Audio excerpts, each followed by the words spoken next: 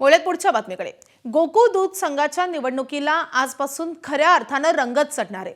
गोकुळच्या कार्यालयासमोर सतेज पाटील यांनी समविचारी आघाडीला साथ देऊया, गोकुळ टिकवूया अशा पद्धतीचे होर्डिंग्स लावलेत। यामध्ये गेल्या 5 वर्षात गोकुळने म्हशीच्या आणि गायीच्या दराला किती दरवाढ दिली आहे याचा उल्लेख करण्यात आलाय।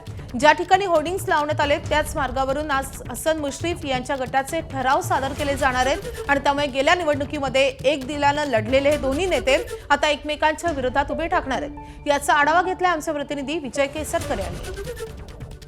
गोकुळ दूध संघाच्या गेल्या वेळच्या निवडणुकीमध्ये एक दिलाने लढलेले नेते आता एकमेकांच्या विरोधात उभे टाकलेले आहेत। हसन मुश्रीफ आणि सतेज पाटील हे गेल्या वेळच्या निवडणुकीमध्ये एकत्र लढले होते आणि त्यांनी सत्ता आपल्या बाजूने खेचली होती।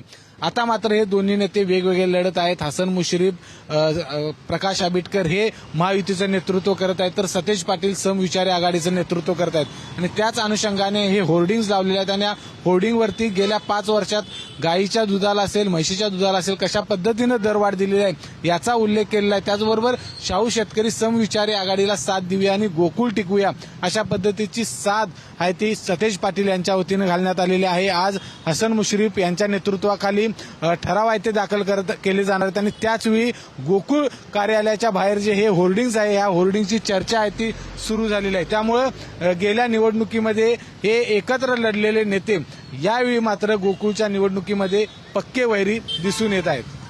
कॅमेरामॅन अविनाश पाटीलसह विजय केसरकर, एबीपी माझा, कोल्हापूर।